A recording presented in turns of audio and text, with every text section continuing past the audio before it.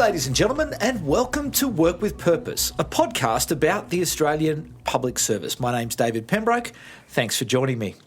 I begin today's podcast by acknowledging the traditional custodians of the land on which we meet today, the Ngunnawal people, and pay my respects to their elders, past, present and emerging, and acknowledge their ongoing contribution that they make to the life of our city in this region. Also joining me today is another of the very talented IPA future leaders who often join me here to ask questions. And today it's Kat Terrace, who is from the Digital Messaging and Analytics branch of the Digital Services Division of Services Australia. And Kat joins us from her office in the beautiful New South Wales south coastal town of Shell Harbour, where she works. Kat, welcome to the program. Our guest today is Rebecca Skinner, the Chief Executive Officer of Services Australia, the agency responsible for delivering government payments and services. Now, while Rebecca may be one of Australia's most experienced public servants, having held senior positions in Defence, Prime Minister and Cabinet and Attorney Generals, I'm not sure anything would have prepared her for the challenge of starting work as the new boss of a critically important national agency in the middle of a global health pandemic, just 1 week before 1 million Australians lost their jobs. And we always have to remember that this was the agency still bearing the strain of having spent several months helping thousands of Australians to deal with the trauma of the country's single largest ever bushfire crisis. Earlier in the Work with Purpose program, we spoke with Catherine Campbell, and Catherine spoke honestly about the challenges of COVID-19, including the moment where the ICT system famously wobbled, but also of the great pride she felt in her team and indeed the entire APS for the way they have responded to assist their fellow Australians. Well, Rebecca Skinner was in the engine room through all of it as thousands of staff were redeployed from across the APS into Services Australia. She was spinning plates as the National Cabinet racked up more than 50 policy changes that her team worked tirelessly to implement without delay. At its peak, the MyGov website, which is the government's digital front door for services and payments, had 3 million visitors in a single day. The number of claims normally dealt with in years were being processed in days as Services Australia managed this once-in-a-generation crisis. With the immediate peak of the health crisis, at least at a national level, now starting to subside, I'm pleased to say that Rebecca has found the time to join me in Studio 19. Rebecca Skinner, welcome to Work with Purpose. Terrific, thanks, and thanks very much for having me today, and thanks to Kat too, who perhaps is working with an office in a box maybe down at Shell Harbour, or actually has a proper Services Australia system there. We did have, I think we've got two famous things. One, we had the computer system that famously wobbled, and we also have the rather famous office in a box if you can't get into a Services Australia office. We'll come to the office in a box and lots of the other things as well, because I did happen to be at the speech yesterday given by the Minister, which really set out not just his pride in what has happened, but certainly a big agenda that's coming, and we'll come to that as well. But I'm interested, Rebecca, in you. How are you holding up under this? Because that really must have been something else, that you were getting ready to start this job, knowing that the bushfire crisis was there, but then watching what was coming. It must have been such an enormous baptism of fire. Look, it was, and I think sometimes you may be better off if you just don't know what you're in for. I had spent the summer myself acting both as the Associate Secretary in Defence and acting as the Secretary of Defence through that bushfire piece when Defence actually was in lockstep and working really closely with Services Australia. So I sort of spent most of January working really closely with Services Australia on delivering that bushfire outcome outcome. But you felt all of that effort, and then we rolled into the COVID-19, and I'd been working on the COVID-19 response in Defence before it all happened very quickly. A government announced my appointment on the Wednesday. I think I left Defence that Wednesday night to maybe just go home and pause for a couple of days, which really I spent responding to all the beautiful texts and emails I got from people wishing me well in my new role. And I was thinking to myself, oh, that COVID-19 thing, this is going to have a big impact. And Catherine saying to me, it's going to have a big impact.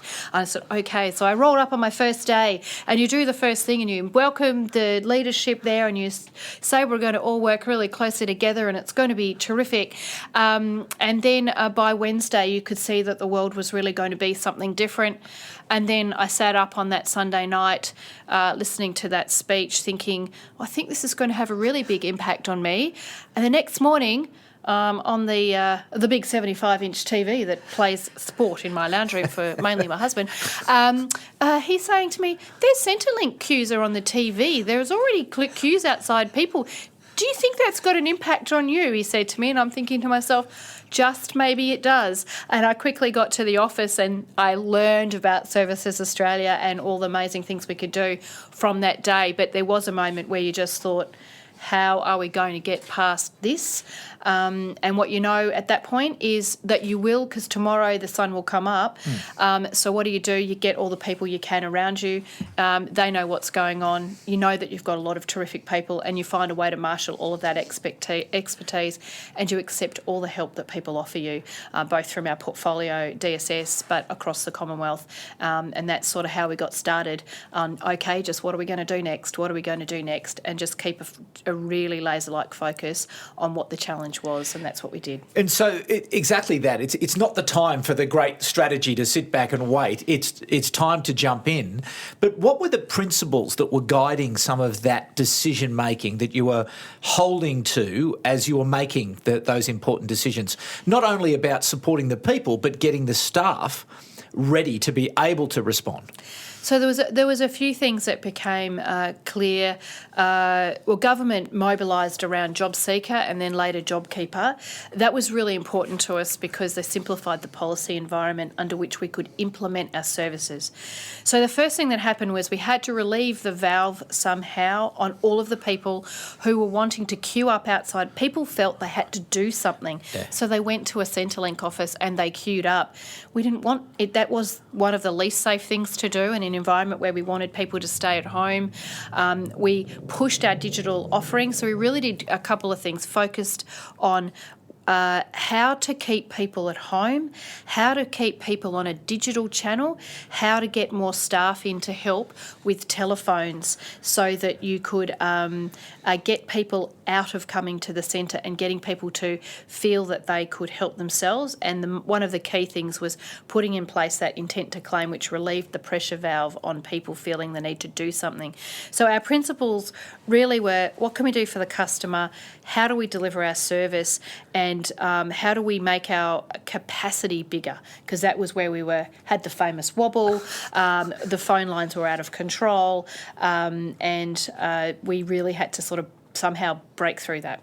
How do you manage the pressure as it's starting to build, as the system wobbles, as the phones start to call, as it starts to build up? And I'm sure there's pressure, coming into the minister's offices and the Prime Minister's office and everyone. It's time to solve the problem. How do you manage that? Look, the way I manage it is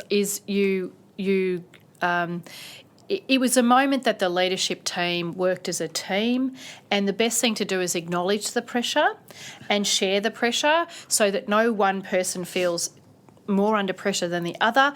Acknowledge that this is difficult, acknowledge that it's hard, but know that, well, we're the ones here, so we'll just keep focusing on that delivery. So in a sense, there was a lot of pressure, but there wasn't enough time to worry about whether you were going to be able to survive under the pressure or not.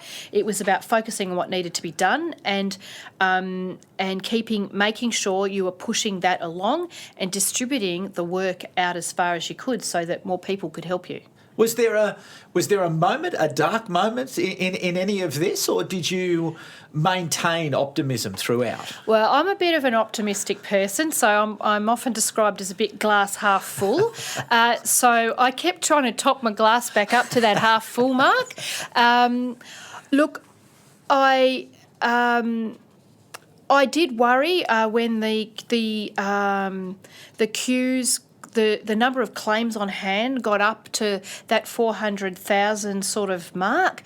I did wonder whether we could do it, but by that stage we'd got a couple of other leaders in helping us who had a bit more experience of what bad can look like when the social security and welfare system gets itself into a really difficult place.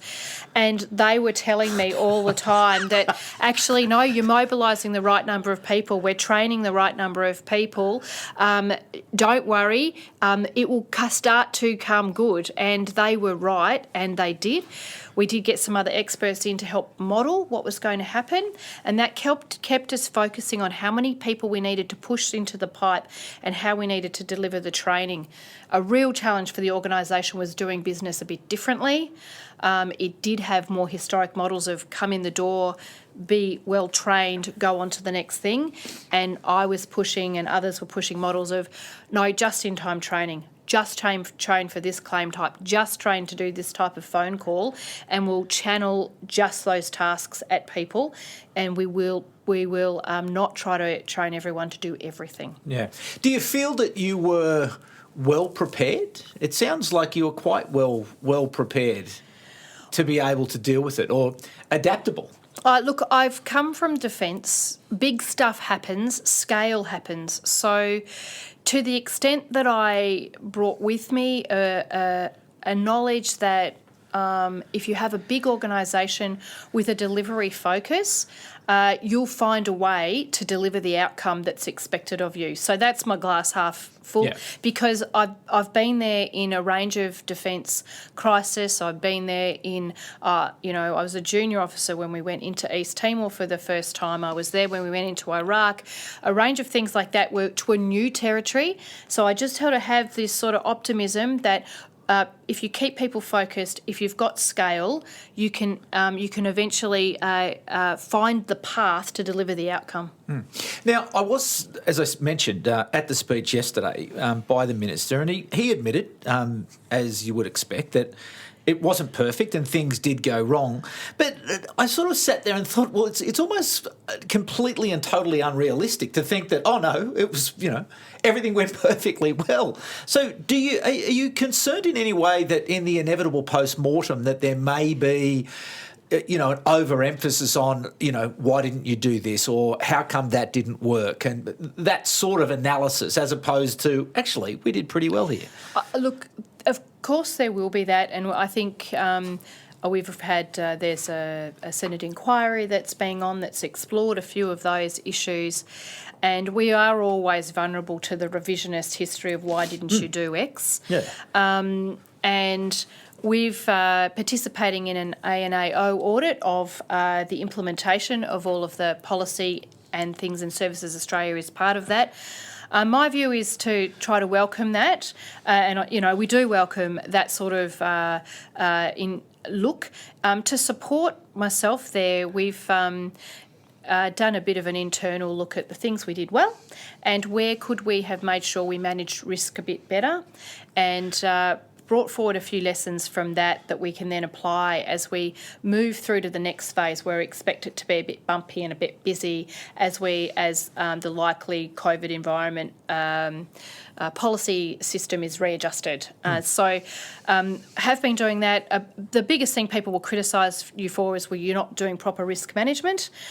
So what we did do was try to make sure we had a strong governance structure and we captured the decisions that we were taking, and then we can look back about whether all of those decisions were right. And most of our issues will be just to do with did we move quickly enough to be more adaptable around some of the things, and did we capture all of the risks that we could have been looking at? Okay, fair enough. Now, one of the great features of this podcast is that we get to hear from IPAs future leaders and members of the committee. And as she was introduced at the beginning of the program, one of your own. Absolutely. Kat, who is down over there in Shell Harbour, lucky her. Kat Terrace, I'll throw to you now to direct your questions to the boss. Thank you, David. Rebecca, you just mentioned some reflections that you did with your team on what worked well and what didn't work so well, and what we might do differently next time. We found these really useful in my team because we were working on so many different projects. I'm wondering what you did find worked well and what you would have done differently.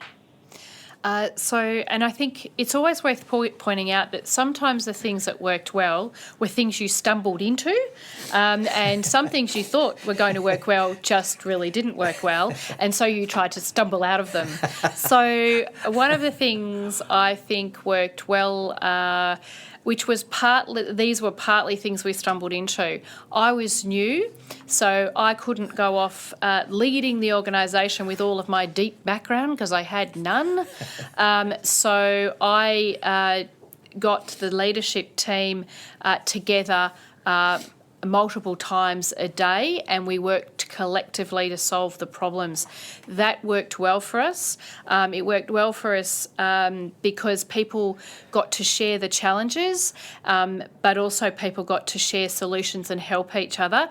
Particularly when we had to move workforce around Services Australia. And as soon as you start to move workforce, everybody battens down the hatches and holds tight to their people, thinking that they've got their own outcomes to deliver. So collective delivery was something we stumbled into. The other thing I think we stumbled into was that when there is a big crisis going on, one clear authoritative point of communication worked well, and I began about in the middle of the second week, or maybe early in the third week, to communicate every single day to every single person in Services Australia, including all of the workforce that was flowing in from both the broader APS and from service delivery partners and other sort of reserve workforce that we pulled in. So I found that in the end really successful. It seemed to be able to keep people clear about what the agenda was, and it helped us celebrate a lot of our success and keep people motivated. Those were sort of areas that I found we stumbled into but were pretty successful.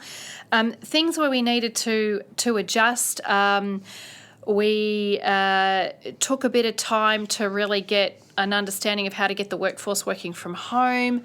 I think now we would have had a better, if we did this all again, and we're clearer in Melbourne right now, we had a system about how to do that. So there was a bit of innovation had to happen there.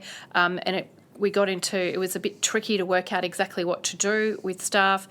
I think we weren't quick enough to accept help in some areas. Like I was keen to get the help in other areas in our delivery system were delightfully confident they could deliver in the emergency like they've always delivered, and it took us a little bit of leadership effort to convince them, though they had to take some help. We needed other thousands of staff to come in. Other people needed to help do the recruitment, do the training and things like that. So they were some of the areas where they didn't go that we got there, but they could have been smoother at the beginning if we'd had probably a bit more of an open approach to getting help and doing things a bit more differently. One other question I had, which actually comes from Michael Senesi from PwC, is about staff physical and mental health and well-being. You mentioned before that you found it useful to share the pressure. I wonder what else you do personally and perhaps share more broadly to support well-being, as well as how future leaders should consider these for themselves and their leadership style. Look, health and well-being in a crisis is really important. People can keep going a long time on adrenaline, and it's important to just try and stop and have a bit of a break. So, look, a few things. Organisationally, we put in place some strong work health and safety measures in the offices. We thinned them out. We had the same challenges getting sanitizer and things like that, and we eventually got past sorts of those things. From me personally, people in Services Australia will know I walk my dog. She's called Sparkles. She's slightly odd, and she was a rescue dog from the pound earlier this year.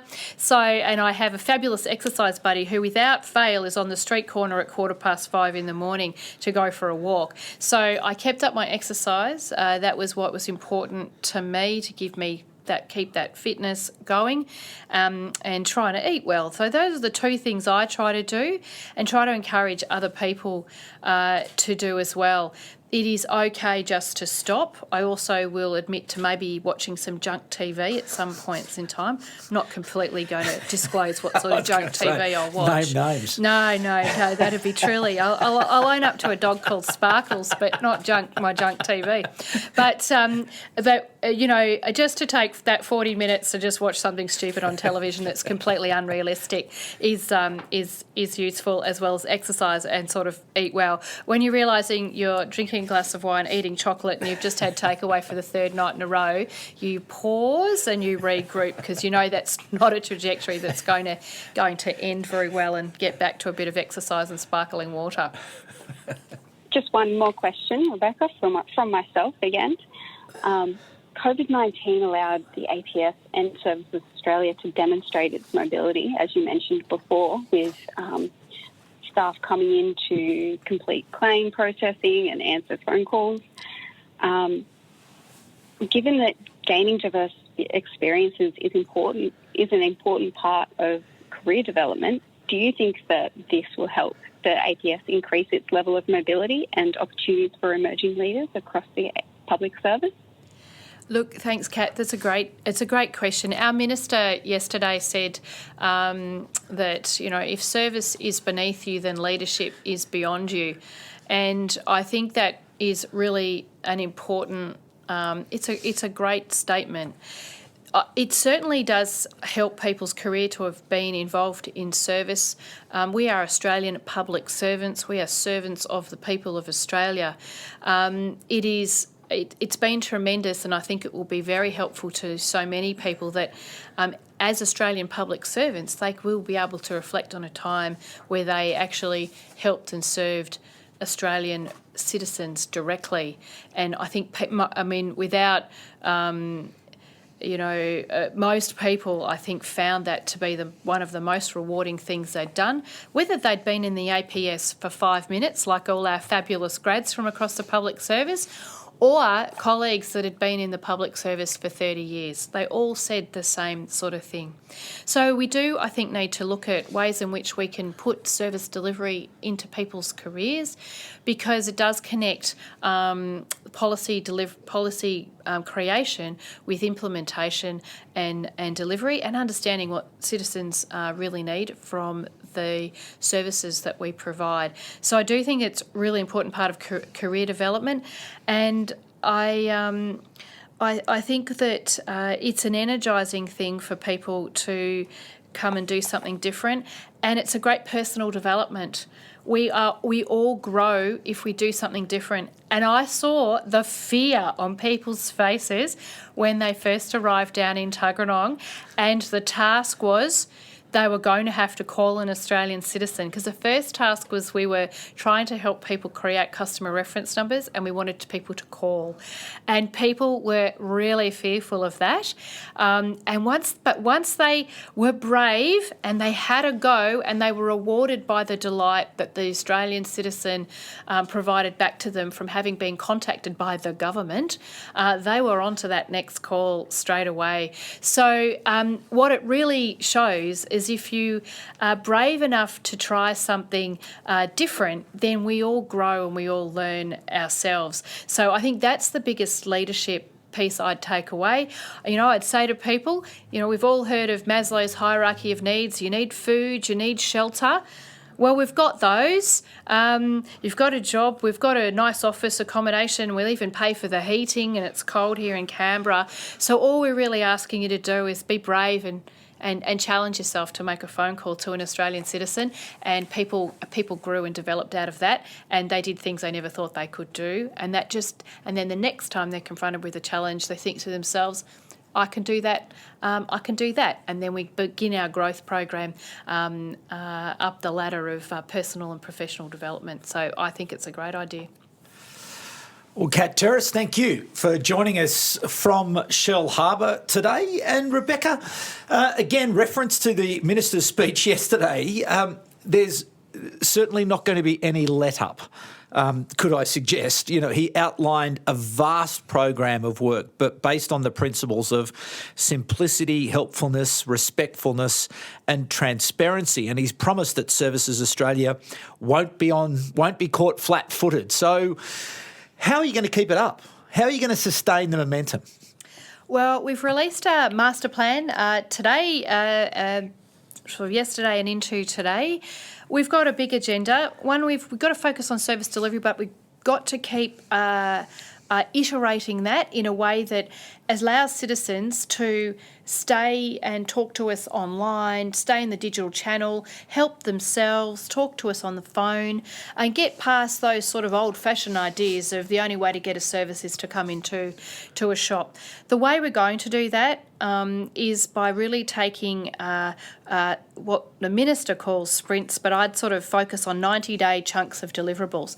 So what are the things that we can inch towards a better experience for a customer that we can do in 90 days? And it might be that we do, half of it in 90 days and the other half in the next 90 days. But let's keep a focus on ourselves and in an accountable way about what we're delivering over a short period of time, and make sure we're improving the customer's experience along those 4 words of simple, helpful, respectful and transparent. So, as he would say, in the next 90 days, we will hopefully get our digital ID up. That would mean you don't need to come into a service centre for us to assure ourselves that you are who you say you are. We'll look at digital ways of doing that. We want to get to a point where people only need to come into our office to receive, very particular services, and that we allow them to do everything online. And where we can, we do it for them. So in the same way that tax can populate your tax return these days, we want to be able to populate the form for people and not have to have them fill it in. So we want people to be able to update their details and all of those things. We want payments to be designed end to end so people don't receive overpayments, and therefore people don't get debt. So we want to redo that. 90-day chunks, sprints, hold to account, clearly have people in charge of those activities. That's how we're going to achieve that over the next 2 to 5 years. So in terms of your satisfaction as to where Services Australia are at the moment, where would you mark yourself at the moment in terms of your level of satisfaction in being able to deliver that quality of service? I think our quality of service probably depends on particular products. Okay. We've delivered a really great timely service around JobSeeker. Others of our services are a bit older. So we tend to roll our KPI up to one big sort of average service sort of satisfaction. Yeah. So I'm going to be a bit of a politician here and evade your question. I think we've done well on JobSeeker. I think there are other things where we need to do much, much better. I think we've been a bit slow on some of the tech front. We can manage capacity, but we can't show a citizen where their claim is up to, so that's bad. So we can help you fill it in easy, but we can't tell you where it's up to. So I think we're sort of great on some things, okay on some things, and poor on some other things. And it's about trying to keep moving everything in a more positive direction so there's a more consistency of service. It's hard though, isn't it? With the legacy systems, new systems, the investment, bringing teams together to be able to deliver this very complex series of programs and algorithms and everything else that makes it happen. It's not simple, is it? No, it's not simple. I have a bit of a tech background in my past, so yes. That helps me helps me to engage in a rich way with my technical leaders in Services Australia. So I sort of enjoy that. They all learned pretty quickly that bit from way back in my past of being a maths teacher meant that I wasn't interested in a paragraph, but I wanted a graph. So we've been much more data-driven. Okay. And as we move to being technically and data-driven, then we can make more better decisions about where we make our next investments. So it isn't easy. It's going to take a huge amount of leadership effort and a lot of consistency, but that's why our master plan helps us sort of focus on what the outcome needs to look like. A final question to you. What do you like about or love about being a public servant? Oh, I love everything. Look at your face. Yeah, no, I love everything. I am the luckiest public servant alive. You know, I've come from the defence organisations. I've done all sorts of cool things there, and here I am, absolutely delighting in the difference to leading an organisation compared to defence.